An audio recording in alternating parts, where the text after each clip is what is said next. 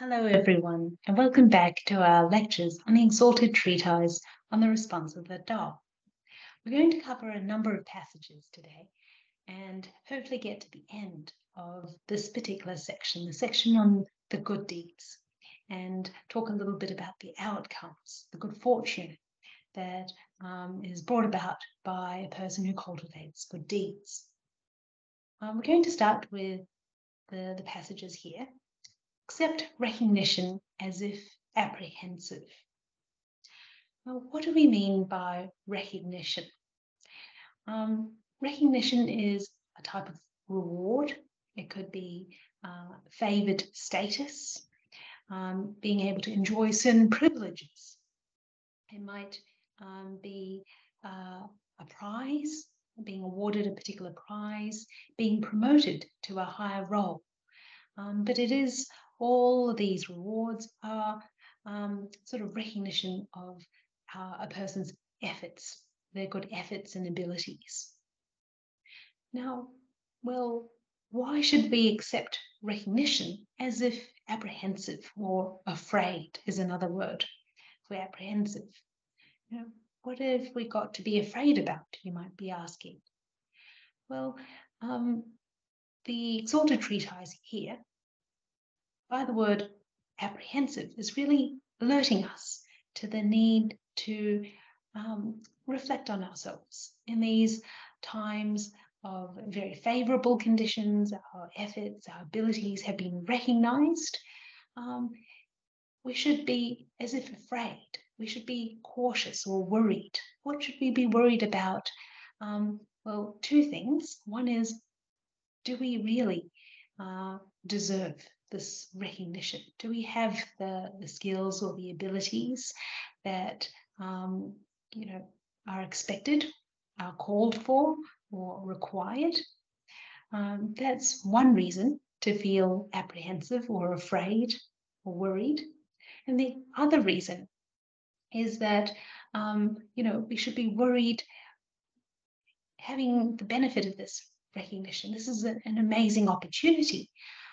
We should be worried and concerned about making the most of this opportunity to hopefully bring benefit to more people. So there are two good reasons for feeling a little bit worried or afraid, and hence we should accept this recognition as if apprehensive. And it's, feeling this apprehension certainly helps to keep us grounded when we're in an enviable position. The interesting thing is that in the Lao Tzu, as we've mentioned before, it's the earliest text ascribed to the Taoist tradition of thought. There's a particular passage in chapter 13, and it actually equates this honour or recognition with humiliation or disgrace. And you might be thinking, how could this be? Most people, many people, consider being honoured, recognised as something positive, something to be striving for, striving towards. How could that be equated with being humiliated or disgraced? As it states in this passage, we have the English translation here, being favoured and being humiliated, both should make a person feel frightened and panicked. It's actually the same Chinese character, Jing, feeling apprehensive. Well, why? Why should a person feel apprehensive or frightened or panicked? Well, it makes the point that being favoured is still something that can be degrading on some level. When people gain that recognition, gain that favoured status, they can be worried about losing it. So they'll feel restless, worried, frightened. When they fall out of favour, if they haven't been favoured, or they lose favour, they'll also feel terrified of the consequences and confused even. And so whether we have this recognition or we haven't been recognised, it seems that for many people, they feel uneasy, unsettled. They have no peace of mind. And so the Lao Tzu sort of alerts us to the danger of just striving for, blindly striving for recognition, particularly for our own self-interest. Now, there's a really interesting account, and it's to do with the Duke of the Zhou dynasty. The Zhou dynasty being the longest dynasty in the history of Imperial China. And we have an artist's impression of the particular figure here. And this account appears in the collected commentaries on the Exalted Treatise. And the Duke, at this point in time, is giving some advice to his son, Boiqing, who has been awarded by the king a parcel of land, what's known as an appanage, where the taxes from that land, the people living on that land, are used to support, the Boiqing, and similar arrangements in place for other members, particularly younger members of the ruling family. So Boiqing is in a very special, has been awarded this piece of territory or land, and his father has some words of good advice for him. In essence, his father is worried that he, having the special status and being favoured in this way, will be arrogant. And so the central message is, do not let yourself become arrogant. And we've spoken about the issues with becoming arrogant in previous lectures.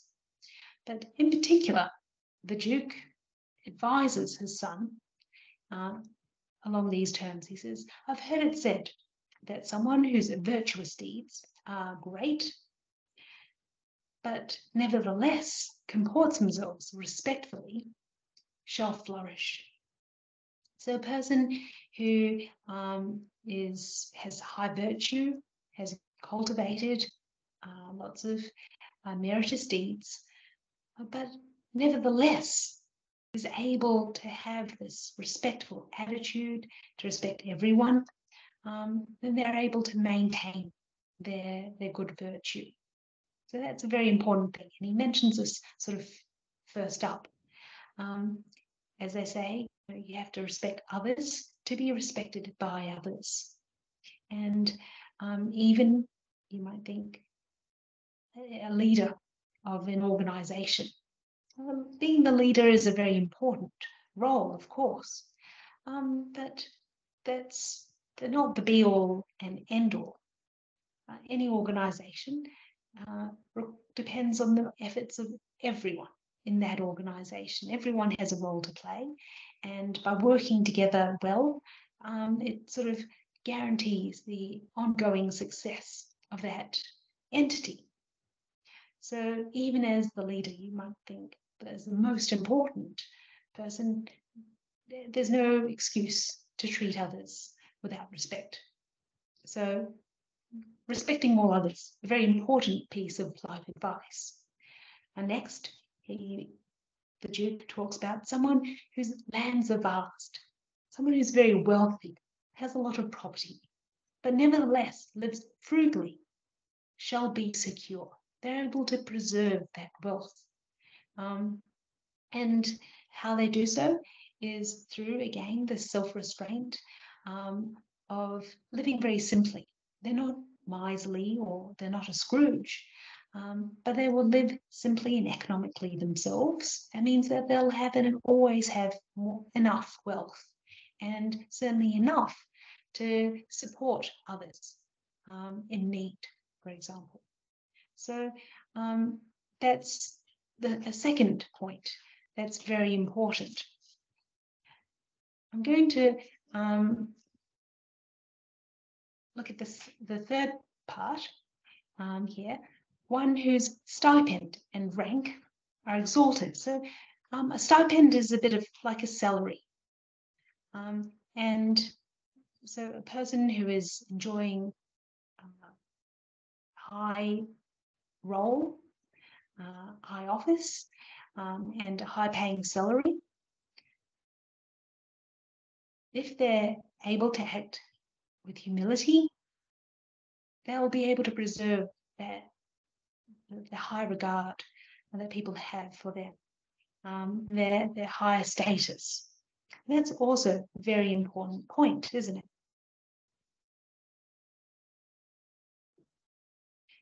Now, humility, of course, is not the equivalent of having a poor self-esteem.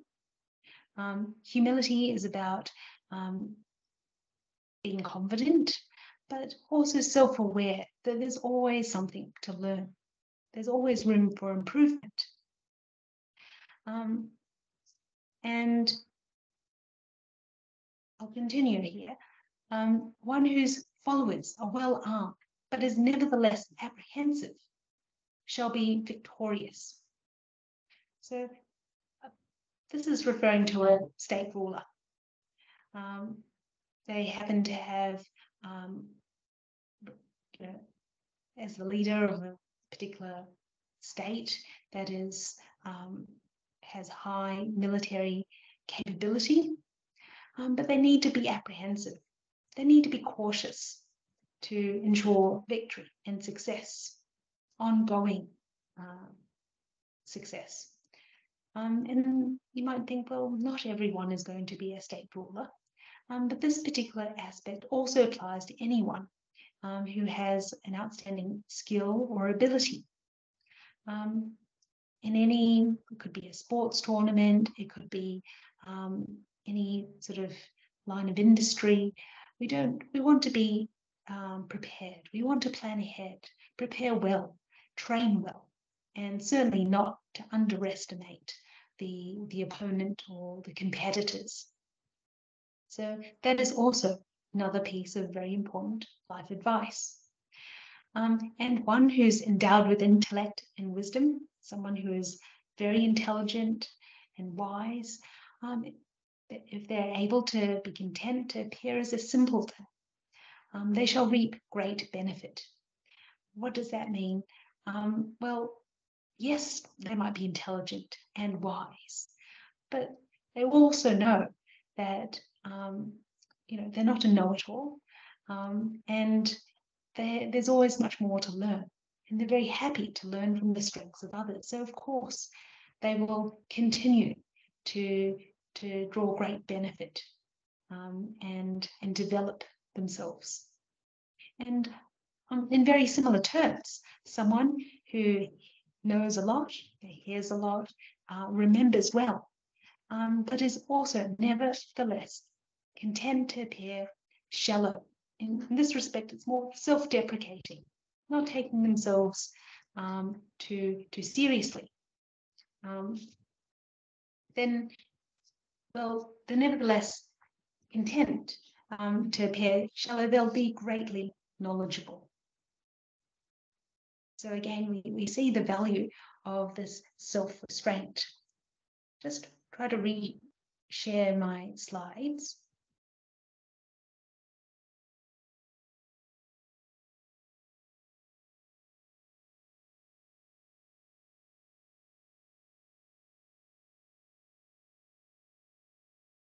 I hope that's we're on the right slides now. And these are the 6 types of self-restraint. And they're all examples of this virtue of modesty or humility that the Duke of Zhou is emphasizing to his son when his son has the good fortune of being awarded this appanage and being in such a privileged position. Now, why it's important is that being humble, being modest at the end of the day, accords with the way of nature. When we look up in the sky, we see the sun. As soon as it reaches full height at midday, it starts to to set. Same with the moon. By mid-month, when it's the full moon,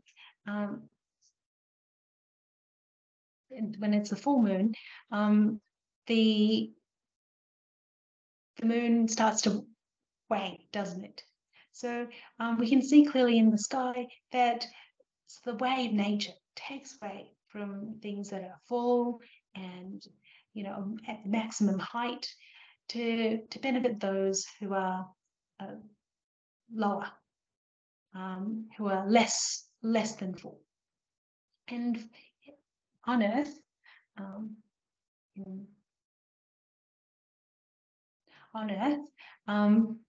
with water that we see flowing downwards to the low-lying areas, and thereby able to make up the greatness of the oceans and the sea waters. And so it is the same with people. So you have the heavens and the earth and people. Just as the way of nature, I'm sure we know what it feels like to be in a room with a know-it-all, and someone who's arrogant and so full of themselves that perhaps that's all they ever think about. And people generally tend to prefer to be around others who are modest and humble and self-deprecating. So we can certainly see the parallels and why, nature, the things that we see around us, are used as good reminders. Okay. This is, try and share. I don't think I've been doing very well in terms of sharing my screen today. I'll try again.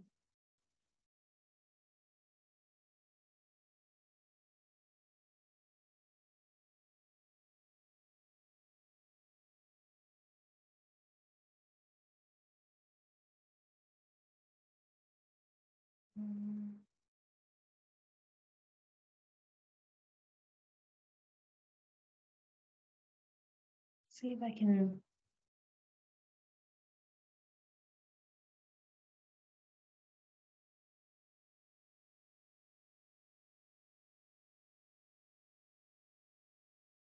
For some reason I can't share my screen. I thought I was sharing it before. Okay.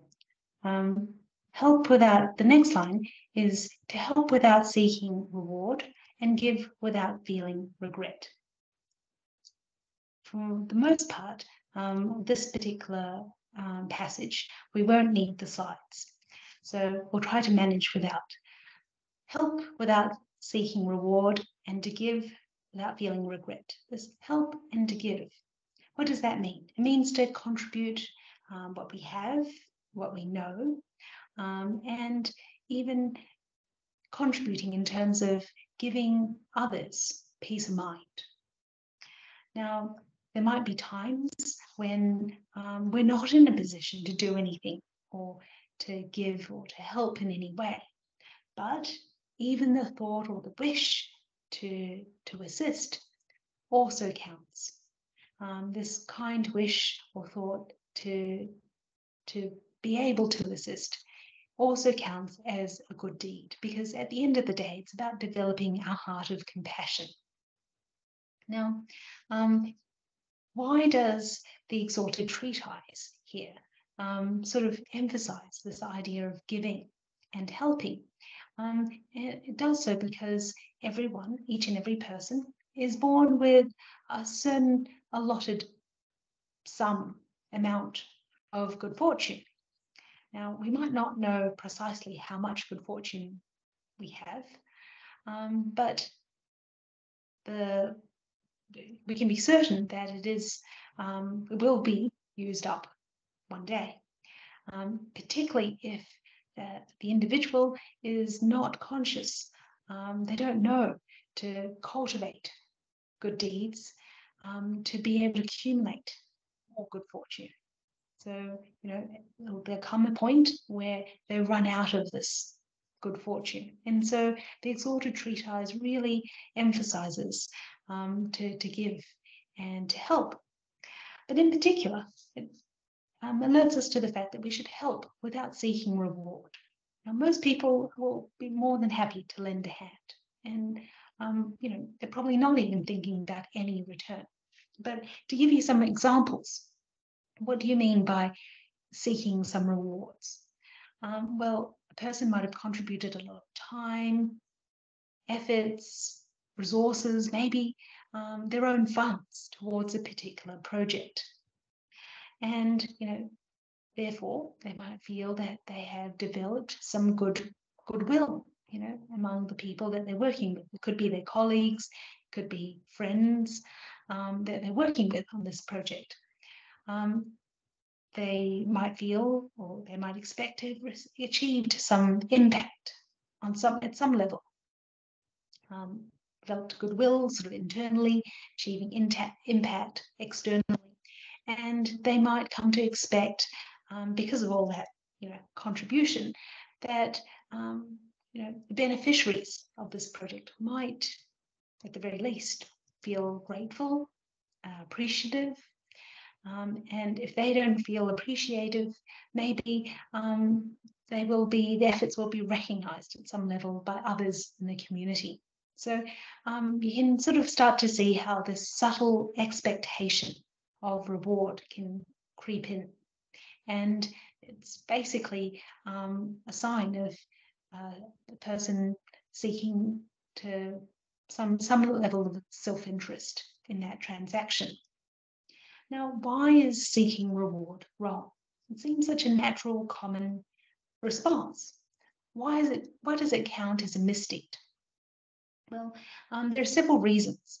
One is that it's actually this idea of seeking reward, expecting something in return, is a symptom of our greed for more. And this is a very negative habit, and it really goes against our developing our innate nature of compassion, of benevolence. And so the Exalted Treatise specifically guides us to help without seeking reward. The other main reason is that when a person is helping somebody else, they want to be thinking wholly about the other person doing what's in their best interests and not be concerned about their own self-interest. And they shouldn't dwell on what they've given or what they've helped with, because that sort of makes them easily feel that, well, haven't I given enough? Haven't I helped enough? And it sort of stops them from cultivating more good deeds and being able to reap the benefits of the good fortune. So it's sort of a self-limiting idea or expectation. And at the end of the day, having cultivated the good deeds, the law of cause and effect guarantees that we aren't enjoy the good fortune. So there is no need to be thinking about some return or reward on what we've helped with. So that's why we should help without seeking reward. Seeking reward is wrong. Now, it also goes across sort of against the grain of nature, the way of nature. I'll try and share my PowerPoint again. I'm sorry that it isn't working very well tonight.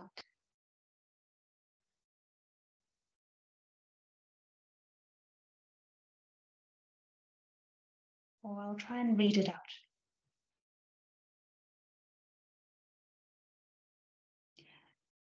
In chapter 81 of the Lao Tzu, it states that the sage being a person who doesn't accumulate for themselves, and they help others as much as they possibly can, which allows them to be replenished. They give as much as they possibly can because it allows them to become even more plentiful. It is in giving that we receive. And the way of heaven benefits without harm. It tries to nourish all living beings. And so it is with the way of the sage in serving without contending with anyone or anything. So by giving or helping without expectation of reward, we're encouraged to emulate this pattern in nature, just like the sage, the ideal person who accords with the Tao or the way. They are able to serve and help others without contending over any self-interest or benefit or advantage or profit. What happens if a person helps and seeks to gain some reward? Well, there's a very interesting account that's mentioned in the collected commentaries on the Exalted Treatise, and it's about an official. He saves a person's life. The beneficiary, the person whose life he saves, lives on and eventually becomes very wealthy. Now it seems that the fortunes have changed, sort of the tides have turned, and the official suffers poverty and is rather down on his luck. So the person he saved is very wealthy, whereas the official is now very poor. So some time has passed, and one day the official happens to walk past the home of the beneficiary, the person he saved back in the day. And he's recognized, the person he saved, all of their family come out to greet the official very respectfully, express their gratitude. They invite him in to their home, and there's hospitality. They invite him in to stay for a meal, very lavish feast with food and wine, etc. And the official enjoys himself very much, so much so that he becomes drunk. And while under the influence of the alcohol, he sort of blurts out the following words. He says, if it wasn't for my help back in the day, would you have any of this? Your family, your servants, your beautiful house, and everything in it. And he sort of, after saying that, sort of maybe what was on his mind or what was at the back of his mind, he falls asleep in his drunken stupor. And the person, the beneficiary, the person whose life he saved, hears these words. And he sort of thinks to himself, he feels very worried. He thinks to himself that, look, the official is expecting me to repay his kindness. And fair enough, I owe him my life. But it sounds like he has such high expectations. Who knows when he will feel satisfied? And what happens if he never feels satisfied, if we never do enough? It might well mean cause trouble for us all later down the track. So the beneficiary, the person whose life he saved all those years ago, comes to the decision that it's probably best to get rid of the official now, to take his life. And so uses a rope and basically strangles the official. So very sad ending, but sort of shows the dangerous consequences of expecting reward for helping others. Now, the second part of this, if we help without seeking reward, we also should give without feeling regret. Why would a person feel regret when they've willingly given something? Well, I suppose it's not hard to imagine that if a person has invested a lot of time and energy, efforts, resources, maybe their own funds as well, into a project or a relationship, but they might feel disappointed by something that the other person or the people that they're working with have done. They might feel they've been poorly treated for some reason or other. They might come to feel that they've been taken advantage of, or deceived. Any number of reasons like that. And so therefore they feel that, well, I've given so much, it's really not worth it. They regret what they've given. And to take a more specific example, two friends. One has gone to all the trouble of making something, handmade, or spending a lot of money on their friend's birthday present. But a few weeks after their birthday, they have an argument and falling out, and they no longer speak to each other. Maybe the friend who spent so much time and effort and money might have a cause for regret. Maybe, as an example. Now, why would it seem such a natural reaction, a common reaction? So why would it be wrong? Why would it be a mistake to give and then feel regret afterwards? Well, for one thing, it's a symptom of miserliness. And miserliness, being a miser, is a person who is unable to let go of something. Even if they have a lot of it, they're unable to part with even the least of their possessions. And it's a bit like the character Scrooge in Charles Dickens' story, A Christmas Carol. So this is regret as a symptom of being a miserly.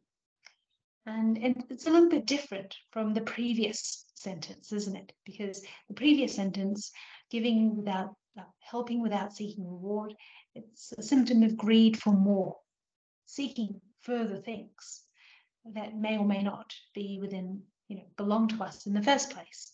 But being miserly is having a lot, but not being able to part with any of it. So a subtle difference. But this is a symptom of miserliness. And the idea that, well, having given something to others, the law of cause and effect sort of guarantees that we will get something in return, maybe plus interest in time later on down the track when we need it. And so there's no point or no good reason to dwell on the fact that, oh, well, I've given something away and, oh, what a shame, I shouldn't have done so, it wasn't worth it, and feeling a whole lot of regret. That I would count as a misdeed. So the collected commentaries sort of point out that ideally a person should be able to help and contribute and give without any thought of their self-interest, what's in it for them, and without any, including a good reputation, being considered to be a kind person or a good person. And they should ideally be able to give without discriminating, so not helping certain people and not others. So ideally they should be able to just help whenever the need arises, and to the extent that they're able to within their means. So very reasonable. Venerable Master, in his lectures on the Exalted Treatise on the Response of the Tao, highlights that we shouldn't dwell on what has been given, what we've helped with, but to take it to the next level. A person should completely forget about what they've given, who they've given it to, and who has given themselves, their contribution. And that sort of cultivating that inner emptiness, we call it humility on some level, really helps us not feel regret or not to seek reward, because we should have completely forgotten about all of that. And sort of this cultivating these good deeds doesn't mean that we have to go out and become very philanthropic, do a lot of charity work. It could be just in our day-to-day, every day, fulfilling our everyday responsibilities, doing our job to the best of our ability, because by doing so, we're already giving and helping others by setting a good example. So this is sort of in our day-to-day life. Anyone and everyone is capable of cultivating these good deeds. And so that sort of brings us, this giving without feeling regret, brings us to the end of the section on all the good deeds. The section starts off with, proceed if in accord with the way or the Tao, and retreat if in breach of it. And not to misbehave in private, etc., all the way to giving without feeling regret. So it sort of starts off with a person really knowing the difference between right and wrong, and ultimately not dwelling on their good deeds. Now, the Exalted Treatise, and I'll read it out because you might not be able to see the slide, it states, such a good person will be respected by everyone and blessed by the way of heaven. They enjoy happiness and wealth, remain safe from misfortunes, and are protected by spirits. They succeed in all endeavors, and they aspire to become an immortal. Such a good person, and this is a good person judged by the objective standards that we've covered so far, in all the guidelines set out in the Exalted Treatise. All the good deeds. So if a person is able to cultivate those good deeds, they'll be considered a good person in the eyes of the treatise. Well, what happens to them? They'll be respected by everyone. And this, if you remember, if you think back to the beginning of the treatise, where it starts to talk about, well, based on the severity, the gravity of a person's offences, if they've committed misdeeds, their lifespan gets to be reduced by units anywhere from 100 days to 12 years.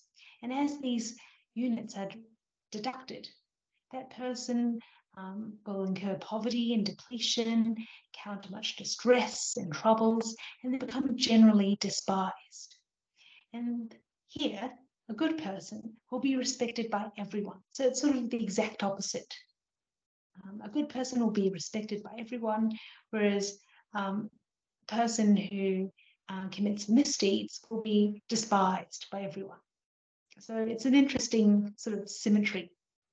And I suppose, why? Why would everyone want to respect the good person? Well, if you think about it, every one of us has a conscience. So deep down, even if we have never learned, in particular about character, education or morality texts like the Exalted Treatise, everyone deep down will have some inkling of what is right and what is wrong. It's called having a conscience. And so, they generally have some idea of what is the right thing to do. Now, they might not always be able to follow through and do the right thing, but they will certainly appreciate and admire and respect someone who does the right thing. And that is why people generally are open to learning from the positive role models and examples around them. So hence a good person will be respected by everyone. And not only that, but they will be blessed by the way of heaven. We all know that, nature, the heavens, are not biased in favor of anyone. Why would they be blessed? Why would a good person be blessed by heaven, by the way of heaven, the way of nature? Well, it's sort of, if you think about some of the guidelines of these good deeds, even giving, helping without seeking reward. We want to be focused on serving others, doing what's in the best interests for them. And so in many respects, a good person will be sort of acting consistent with the way of heaven and earth, and nourishing things without contending, without harming the interests of all living beings. So because it they're in accord with the way of heaven and earth. Well, obviously, that is not difficult to imagine that they will be supported and blessed by the way of heaven. Goes on to mention that they enjoy happiness and wealth. And this happiness could include good health, a long life, absence of worries, being troubled within, so not just sort of physically in terms of illness, but the mental health aspect as well, and financial security. So they enjoy happiness and wealth. They remain safe from misfortunes. Why is that? Well, I'm going to sort of tell you two stories. And they come from the historical records, what's known as the history of the later Han Dynasty, so about 1,000 years ago. There are two individuals. The first is called Lu Gong, and he lived in the 1st century. He was the magistrate of a place called Zhongmou, and he was very responsible in his government leadership. He sort of led by his own moral example. So he had this good, virtuous character, and he tried to lead the people through his own example, and not to rely on harsh penalties and punishments to keep people in line. It's recorded that there would be, when he came to this role, there were already long-standing disputes about farmland among the people. And he was able to resolve these disputes. They were sort of long and protracted, had gone on for many years. How was he able to resolve them? Well, he was able to reason with both parties and help them understand. And then both parties were able to respect the outcome, and they both came away. Both sides were able to came away from that sort of accepting responsibility for their part in the dispute.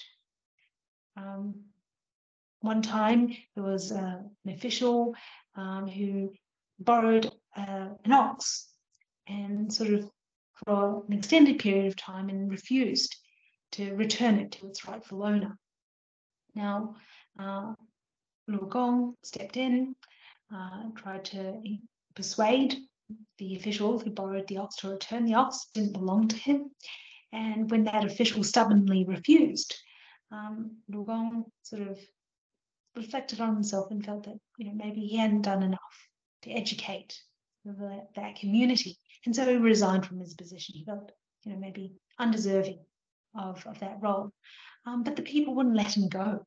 They cried, and the long and short of it was that stubborn official was so moved that he returned the ox after all, and he even put himself, came forward to, suffer the punishment for his wrongdoings. Lu Gong, in his kindness, sort of forgave that official, sort of realized that he already realized that he was wrong, and so sort of forgave the punishment. Now, in the year 82, there was a widespread locust plague that destroyed, devastated all of the crops and all the surrounding areas and territories.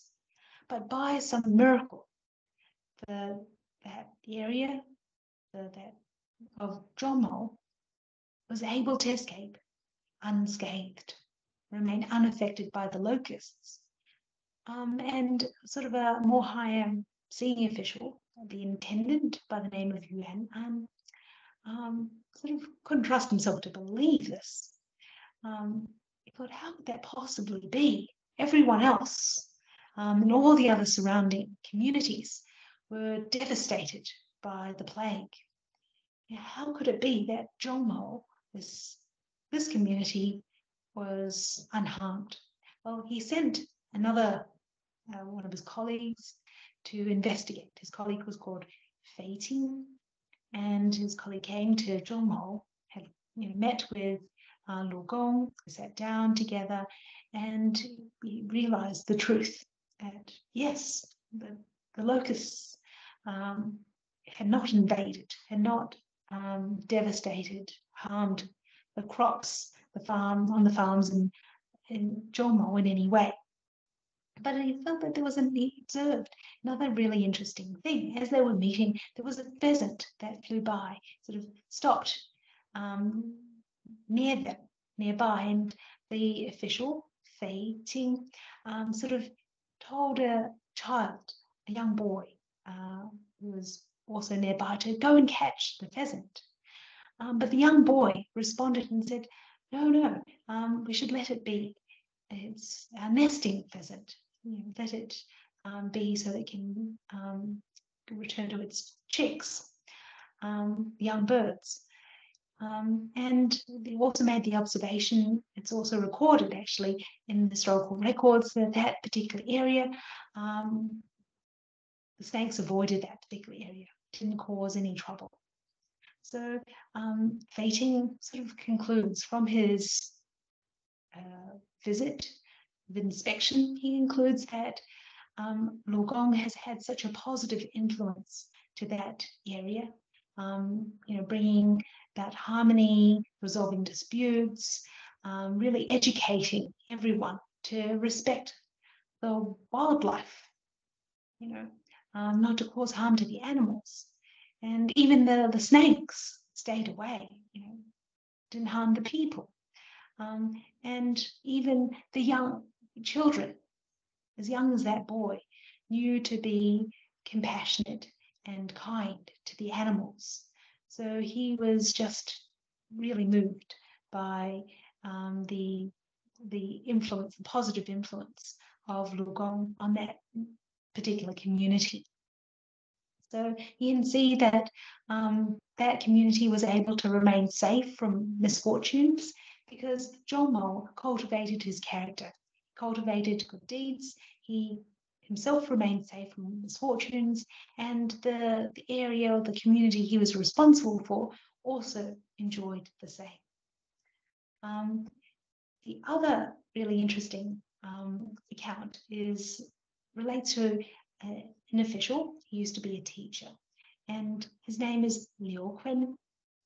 He passed away in the year 57, so he also lived over 2,000 years ago. And he had such good character and learning that it's recorded that over 500 students came to learn from him at his academy. Now, eventually, later on, he was recognized for being filial and incorrupt, and he was appointed to be a magistrate at Jiangling, this particular county or area. Now, that area had suffered from bushfires, great forest fires for years. But amazingly, when Liu Qun sort of knelt and bowed down before the flames, all of a sudden, the winds eased and rain started to rain, and the rain put all the flames out. You can imagine that's nothing short of a miracle. Back in those days, there wasn't a fire brigade or high technology, and news about this traveled all the way to the imperial court, to the Emperor Guangwu at the time. When Liu Qun was appointed to another role, he became the administrator of an area called Hongnao. In that region, tigers had been attacking travelers, and it's recorded that Liu Qun, his virtuous influence was such that after about 3 years, all of the tigers had, by their own accord, withdrew north across the Yellow River. So they were no longer posed a threat to that local population. And so Emperor Guangwu was, you can imagine how impressed he was. Later on, he personally asked Liu Qun, what did he do to, save that particular community from the locust plague, and to drive away the tigers, so that people would no longer suffer harm, being preyed upon by the tigers. And Liu Kun answered very simply and humbly that it was just a matter of chance. Now this brought laughter to everyone in the room, but the emperor was really admired, respected his humility and admired him all the more. So much so that Liu Kun was appointed to be in charge of educating the heir, the crown prince, and all of the imperial children. He used to be a teacher as well. So those are two examples between Lu Gong and Liu Kun of being safe from misfortunes, and not just on an individual level, but these individuals had cultivated the good deeds and the merits that really saved the people, that community around them. So that's how a good person will be respected by others. You can see both individuals, their names are recorded in the historical records. Later historians respected them enough to record their biographies and their deeds. They're blessed by the way of heaven. They enjoy happiness and wealth, remain safe from misfortunes, and are protected by spirits. Now I have another account, and relates to you could say an ordinary member of the community, so not a government official. And this is an old man. His surname is Jing, so we'll call him Mr. Jing. And he lived in the early 16th century. And he comes from Jiangsu province. So he is what is known as a short-term moneylender.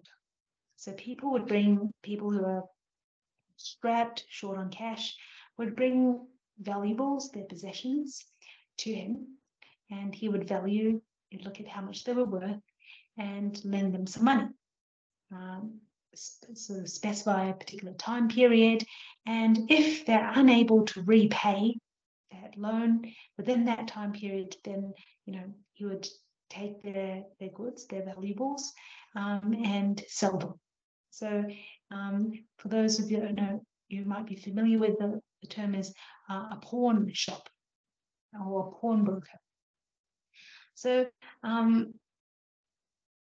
at the time, within the community were plagued by bandits that basically broke in, robbed, plundered, looted all the wealthy houses in that community. But strangely, Mr. Jing was not affected.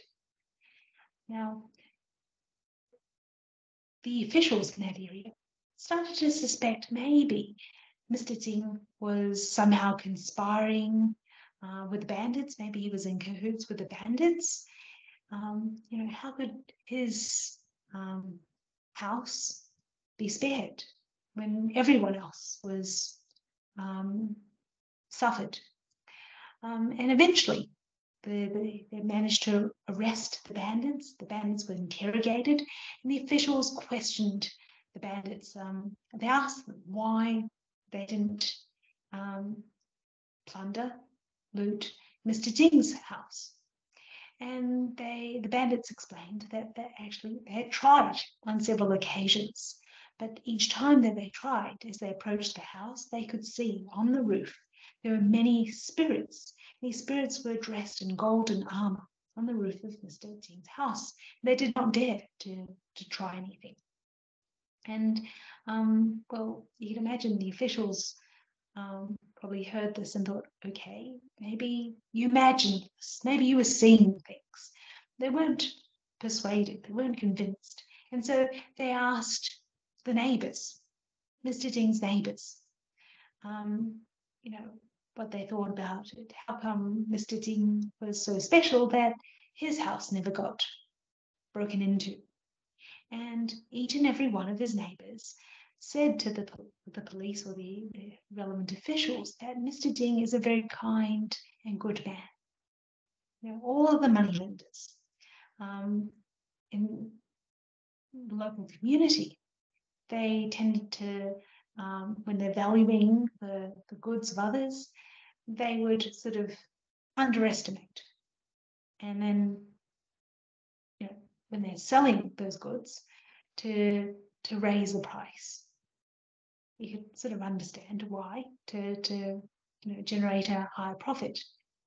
But only Mr. Jing, and only he alone, would be very fair in valuing the goods. And he would always offer the longest term, the time period for repayment. And not only that, for those who are poor and elderly, he would offer interest-free terms, so they could repay without interest. And not only that, during the winter time, he would offer interest-free terms for winter items. So people who would pledge, winter items, they could also, during the winter, those items were much needed. So this would sort of make the loan,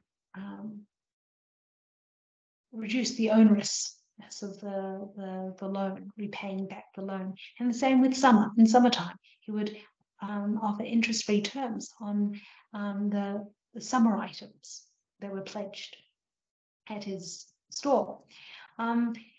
And as a result, the neighbors were not in the least surprised that Mr. Jing was able to remain unharmed by the bandits.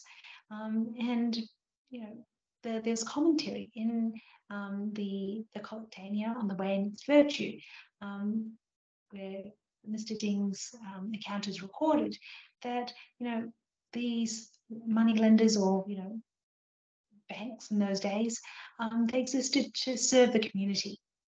It was a community service. And only Mr. Jing himself wasn't seeking to profit from those in straitened circumstances. Not only was he not seeking to profit, but he showed compassion for some of the most vulnerable members of the community. As I mentioned, those interest-free terms for the poor and elderly. So, it's no surprise that he was able to remain untroubled. He was protected by spirits and remained untroubled by the bandits or, troublemaking officials. And in his example, I find that his example is really special because it shows that he didn't go out of his way to do charity work or to donate money to others. This was just in his day-to-day business, his day-to-day transactions, where he could, do whatever he could to ease the burden of others in need. And you can see that Mr. Jing was respected and admired by others, including his neighbors. All had something pleasant to say. I mean, being a banker or a moneylender, in those days it wasn't, people may not have very, you would get negative press most of the time. And he was protected by the spirits. He remained safe from the misfortunes of the bandits. And he was able to enjoy, that peace and stability. So I think that, and not only that, he was recognized. He was formally recognized by the local magistrate, but news of his kind acts, his good deeds, traveled all the way to the imperial court, to the emperor himself. And so you can certainly, get an idea of how one good person will be respected generally in the community. So let me end on that note. I'm sorry that the slides weren't shareable today, but we've come to the end of, or towards the end, almost the very end of the section on the good deeds and the outcomes of good fortune for those who cultivate the good deeds. Next lesson, we'll look at the remaining sentence. They succeed in all endeavors and may aspire to become immortal. But let me end on that note. And thank you very much for your kind attention. Thank you very much indeed.